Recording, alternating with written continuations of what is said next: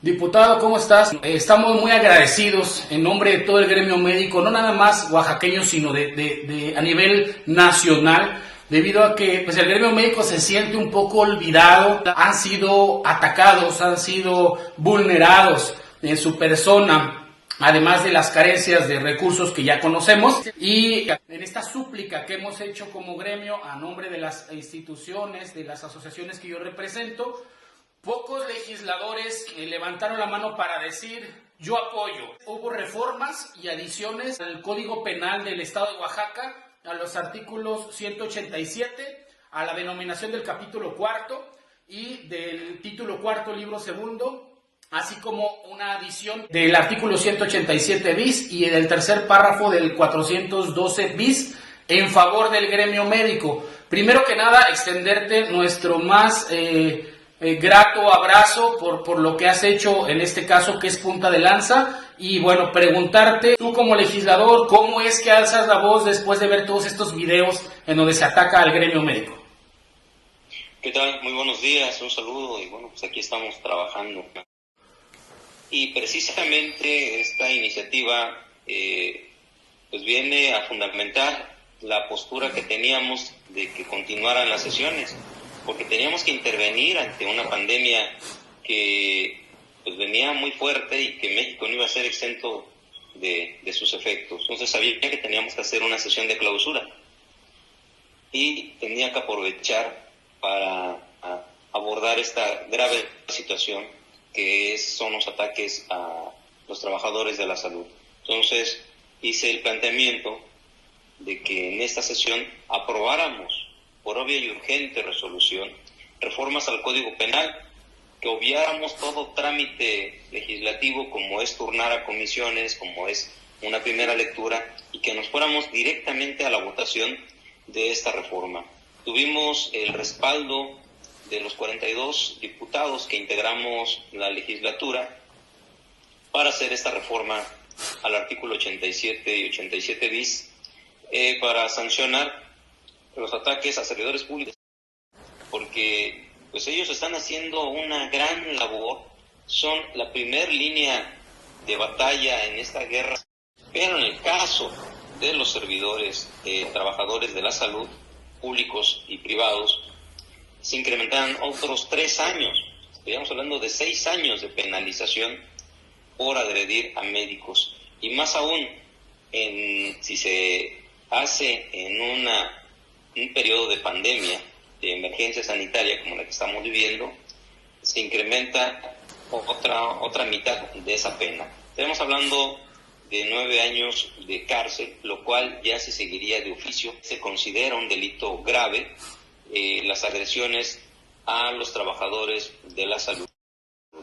Claro, y yo creo que, si me permites, perdón, eso es muy importante porque sabemos que la ratio legis, la razón de legislar, siempre debe estar revestida del bien mayor. Sin embargo, creo que poco se ha entendido el hecho de que afectar a una minoría, como lo es, por ejemplo, el gremio médico, no puede sino afectar a toda la población, porque al final todos somos pacientes y inclusive los médicos son pacientes, son quienes se enferman. Y creo que parte de la ignorancia o la gala de la ignorancia que ha hecho esta gente que ha atacado a los profesionales de la salud es pensar que son el principal foco de contagio, cuando son ellos precisamente quienes conocen cómo utilizar de forma adecuada el equipo médico y quienes, por razón de su encargo, tienen no solo el permiso, sino la obligación de salir de sus casas, dejar a sus hijos, familias, para ir a ayudar a otros mexicanos y mexicanas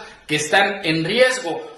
Otra cosa que creo que es necesario destacar, y es plausible, que muchas veces el legislador se enfoca en sus votantes, se enfoca en leyes que tengan que ver con la aprobación de las mayorías, pero en este caso se legisla en favor de un grupo minoritario, y creo que no es fácil como legisladores y legisladoras que son ustedes el poder hacer esto, ¿no? Así es, en este Congreso hemos privilegiado el principio pro persona en toda la actividad legislativa. Tener esta movilidad en condiciones de seguridad, a no ser discriminados, porque bueno, finalmente es un acto de discriminación contra a alguien que ven vestido con una bata médica o con un uniforme de enfermera o de enfermero. Eso es un acto de discriminación y no lo podemos permitir. Pero además viene acompañado de agresiones físicas que atentan contra la integridad de la persona. Entonces tenemos que garantizar esos derechos humanos y tenemos que sancionar severamente a quien atente contra estos derechos de los trabajadores de la salud. Y como bien lo dices, o sea, ellos están sacrificándose por nosotros, ellos están haciendo una labor que nadie más se atrevería a hacerlo.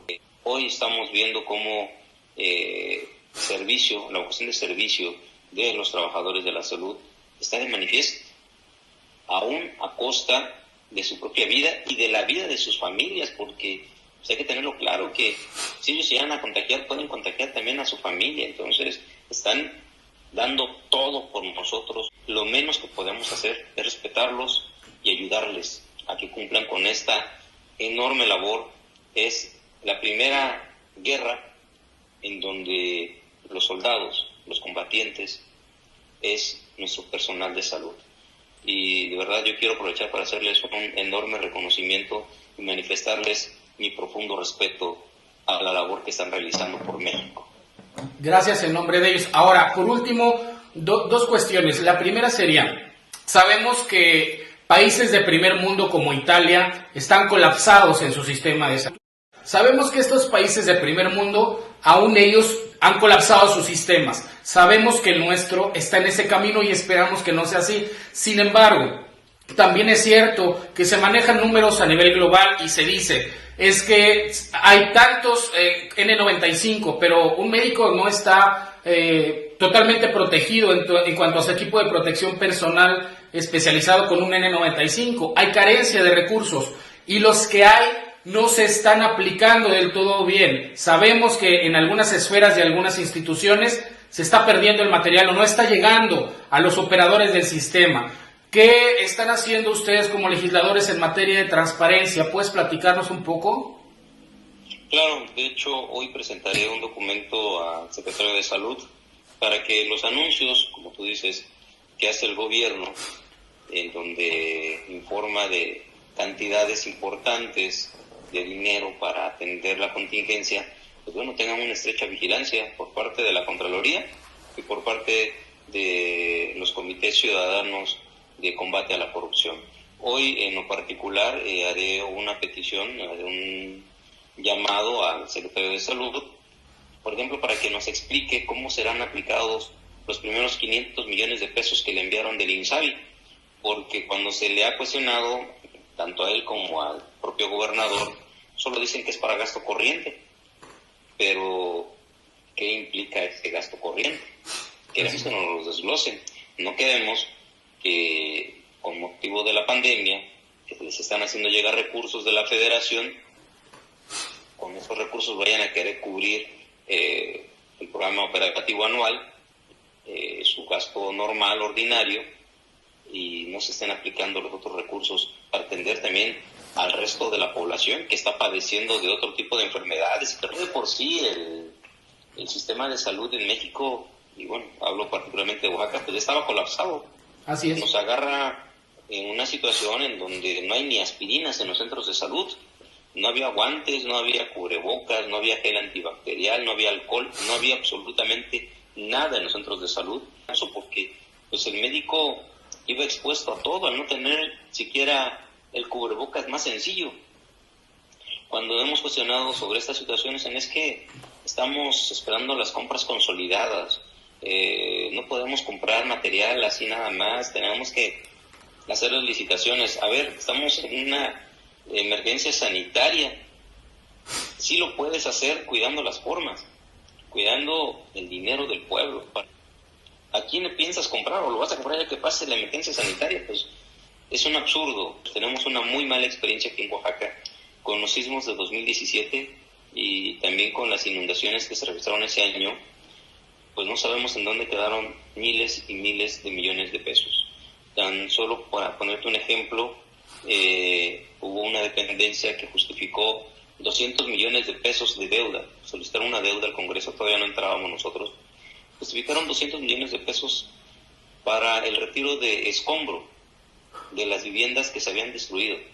Y cuando les dijimos, ¿y dónde está? A ver, cuéntame, ¿a dónde lo echaste? ¿Qué viviendas sacaste? Pues ahí todas las cayeron, fuimos y limpiamos. ¿Y dónde está el escombro? Está en el río. O sea, jamás lo hicieron. La gente limpió sus casas, la gente retiró sus escombros, y así de la nada se evaporaron 200 millones de pesos. Ahora, yo quiero aprovechar este apoyo que tenemos de tu parte para comentarte dos últimas cosas. La primera sería, ¿qué tan factible ves tú? Yo creo que, haciendo un acotamiento, una cosa que sí se va a valorar, porque seguramente los mexicanos lograremos pasar esto, esperemos que no nos falte nadie, pero sabemos que muchos van o vamos a faltar y esperemos que sean los menos posibles. Sin embargo, sabemos que se va a valorar más la salud, sabemos que se debe valorar más a los profesionales de la salud, y en aras de esto creo que deberíamos de tratar de ser punta de lanza para agravar el hecho de que algún funcionario público desvíe recursos o haga mal uso de ellos en materia de salud. Después de esto, por un lado, y por otro lado también pensar no en la despenalización del acto médico, porque no se puede dejar de ser delito el homicidio o las lesiones. Sin embargo, hemos pensado como firma representante de médicos en la posibilidad de ser punta de lanza y en poder más bien tipificar la negligencia médica. Es decir, no está tipificada, y eso suena muy gravoso para los profesionales de la salud, pero es así como se le puede dar un trato sustantivo y adjetivo distinto al profesional de la salud. Es decir, que comete el delito de negligencia médica aquel profesional de la salud que no apegue su práctica médica a los principios científicos y éticos que la orientan, y que esto puede evitar, primero que nada, el miedo que tanto se le tiene. Sabemos que en Oaxaca son precursores del nuevo sistema de justicia penal, digo que ya no está nuevo, y el miedo que se le tiene a las penas privativas de la libertad, ¿no? O a que sean arraigados, o alguna situación de esta naturaleza. Es decir, que el legislador pueda empezar a pensar en tratar de una forma distinta los delitos que afecten la integridad física y corporal de las personas por motivo del ejercicio profesional de la salud. Obviamente, siempre y cuando no medie el dolo o no medie el dolo eventual, como lo consideró en cierto momento el fiscal de tu estado, pero sí buscar legislar en favor de que sea más valorado el profesional de la salud. Claro, con todo gusto, si ustedes nos hacen llegar esas propuestas, yo con todo gusto me comprometo a ser impulsor de las mismas, llevarlas al Pleno del Congreso, impulsarlas para que podamos legislar en la materia. Se me hace muy interesante el tema de que los recursos para la salud tengan un agravante en específico cuando se desvíen o se utilicen para otro fin. Sin duda es un tema muy relevante, entonces me parece muy acertado, sobre todo porque en Oaxaca es de los estados con mayor rezago en materia de salud. Entonces sí necesitamos que los recursos públicos se apliquen para lo que verdaderamente están destinados. Y el otro tema de la iatrogenia y la negligencia médica, pues sin duda es importante abordarlo con los profesionales y tomando en cuenta la opinión de ustedes, porque finalmente nosotros somos legisladores, pero quienes lo viven al día a día pues son ustedes. Con todo gusto yo hago estas iniciativas en cuanto ustedes me las hagan llegar. Pues un aplauso para ustedes y para los profesionales de la salud, y muchas gracias por su tiempo, querido diputado. No, pues gracias a todos los médicos, médicas, enfermeros, enfermeras y todo el trabajador de la salud por este enorme esfuerzo, por esta dedicación que están haciendo y por este amor a México que han demostrado. Mi admiración y mi respeto para todos ustedes.